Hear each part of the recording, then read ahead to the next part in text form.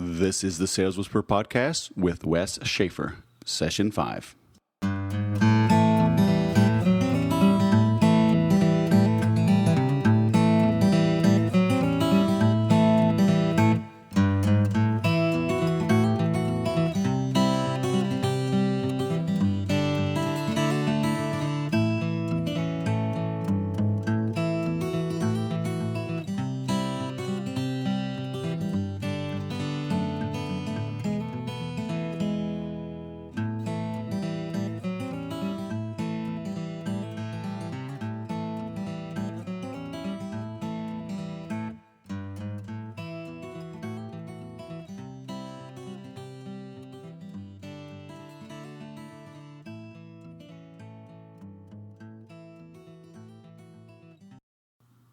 Hi, everyone. This podcast is going out on Friday, June 28th, 2013. It is session number 5. Just putting yourself out there, right? Getting this podcast started. It's amazing how many people I have gotten lined up in July and even into August to come onto the podcast. But it is summertime. Getting scheduling around some of these bigger names I'm going to be bringing on made it tough for this week to get folks lined up, which opens the opportunity for me to share a little something that happened yesterday in my Infusionsoft study hall. I had a dental practice come in, and it made me realize I need to focus on two things with businesses that I'm going to focus on in this podcast. And one is the importance of processes, and the other is creating that wow factor. The wow factor comes both when you are making a name for yourself to get noticed, to even have that prospect know that you exist. I always say people don't do business with you for one of two reasons. Either they don't know about you or they do. So, as long with the former, how to get noticed, it's that wow factor, right? Being willing to be maybe a little edgy, to be out there, to get noticed. But there's also, once you get noticed, that's fine. When they reach out to you and the dialogue begins, there needs to be a wow factor. And then after the sale, there needs to be a wow factor. Dan Kennedy talks about his shock and awe package. I think he's the grandfather of all of this, but it's true. But you can't have a wow factor if you don't have a clear-cut process. As most of you probably know, I do a lot of work with Infusionsoft, and they used to have what they call the perfect customer life cycle. They've now rebranded it to life cycle marketing. But the idea is to follow 7 steps: attracting traffic, capturing the lead, nurturing the lead, closing the sale. All right, closing the sale is right in the middle. It's step number 4 of 7. Because the real money is made when you deliver and satisfy, create that wow factor, when you then upsell that prospect, and then when you get referrals and testimonials. Okay, so it brings me back to this dentist. As we were mapping things out on the whiteboard, I've got this big, 12 by 4 whiteboard, and we filled this thing up, I think, 3 times, plus other smaller whiteboards and paper. But as we went through, we looked at their pipeline, their funnel, their processes. This dentist has 2 other dentists that do additional work. He wants to shift his focus to only the bigger cases, and these bigger cases are $25,000 to $50,000. So as I started asking them, what is your process? They admitted that if somebody comes in and they need that type of work, if they don't put a deposit down or sign up right then, they had no process for bringing those people back, for staying in touch.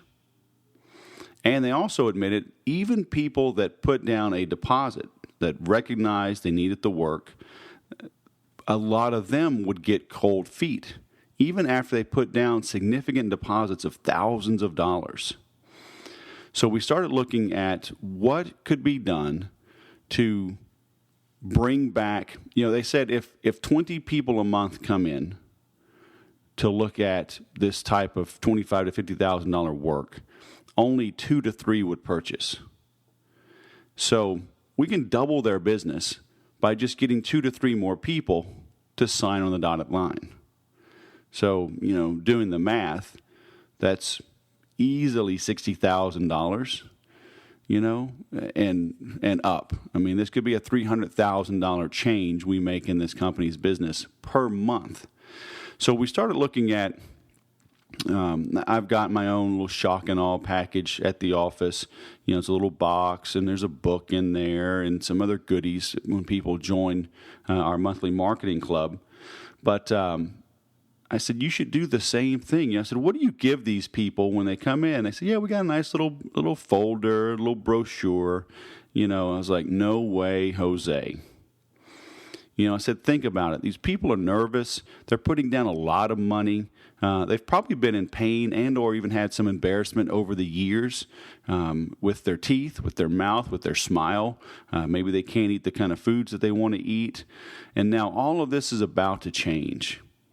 I said, you need to look around, find a local day spa, maybe a nice golf course in the area, a nice restaurant. When somebody puts down a significant deposit of thousands of dollars, include these types of certificates. Go get a $100, $200, $300 gift certificate to treat themselves to a nice spa, massage, mani-pedi. If it's a man, if you know much about the client, if he likes golf, if she likes golf, send them to a nice golf course. Send them to a nice dinner, dinner for 2 to celebrate this great decision that they made. Okay? Now, if somebody comes in and they don't put a deposit down, but they're still a prospect, have the exact same shock and awe package. Just don't spend any money on massages or whatever because they haven't made the decision yet.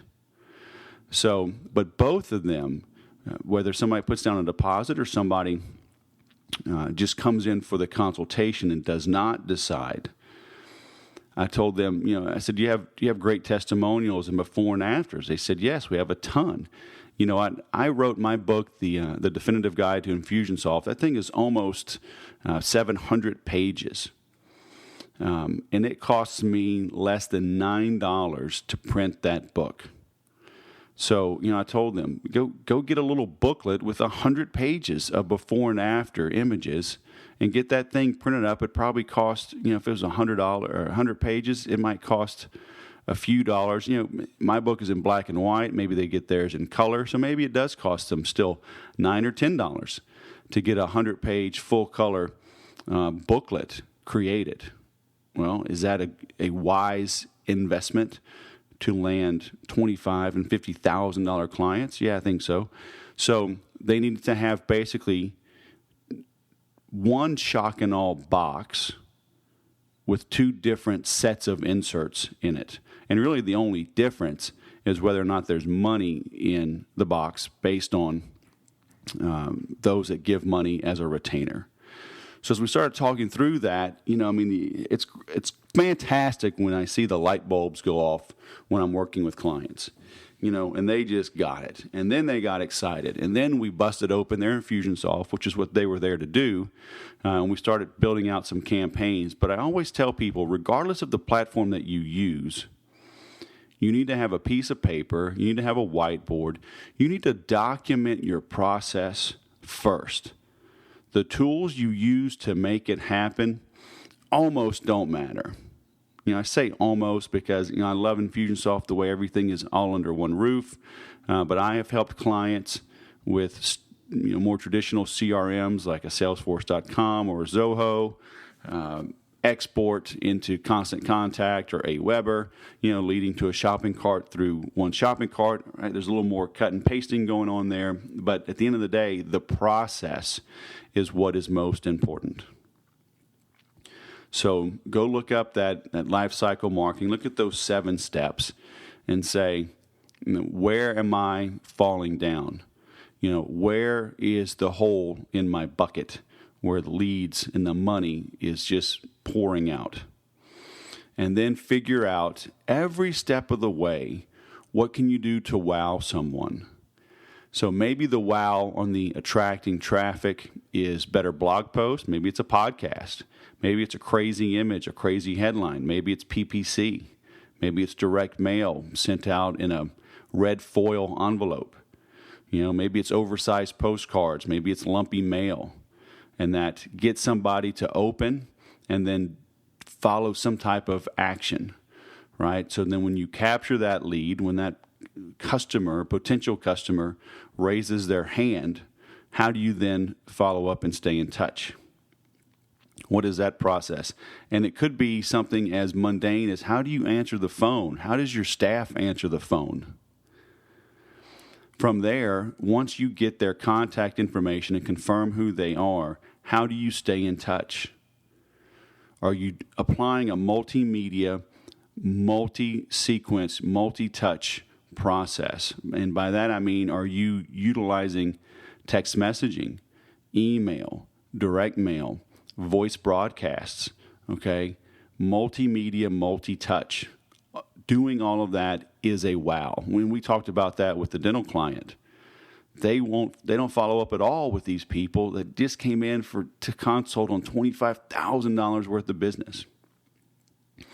When they come in and the sale is made, is it a pleasant experience? Are you reassuring? Are you making them confident that they're making the right choice? Now, the whole deliver and satisfy. I know a lot of people think, hey, they paid me, I'm going to give them what they bought, everybody's happy. Well, maybe. But do you want purely satisfied, merely satisfied clients? Or do you want ecstatic clients? It's the old adage, under promise and over deliver. So how do you process the order, then over deliver? And what I mean by that is, maybe the package arrives early. Maybe you promise ground shipping and it gets there overnight because you have the money built in. There's a ton of different ways to over deliver, but you need to focus on doing more, providing more than what they think they're going to get. From there now, don't be afraid to offer some type of upgraded package. You see that all the time on Amazon. Go to GoDaddy. I have a love-hate relationship with GoDaddy, but they can upsell like nobody's business. When you go buy that domain name, there's upsells everywhere.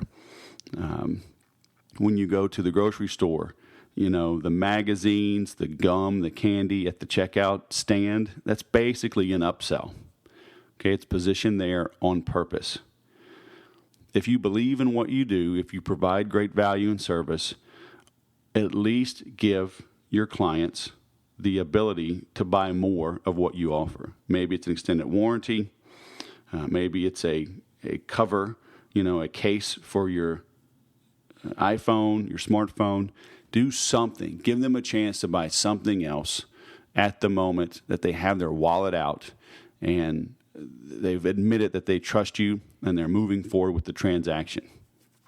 From there, I was showing the ladies that came from the dental practice how to then send a simple survey. And it wasn't all detailed. It was basically 3 options. Click the one that applies, right? That said, how would you rate your service with us? How would you rate your experience? And the first one was fantastic. The second one said, it was just okay. And the third one said, not too good. Well, if they click fantastic, it takes them to a landing page that asks for referrals and testimonials. If they clicked on the other 2, it put them into another sequence that notified the operations manager and the dentist that somebody's not happy. Take preventive measures, proactive measures to get in touch with that client, that patient, find out what went wrong, and find out how to make it better right now. Okay? Because from there, having a bad experience that you then address and make better can sometimes create more raving fans than just providing good service where everything went fine. Back in 2000, I was recruited to join this telecom test and measurement company.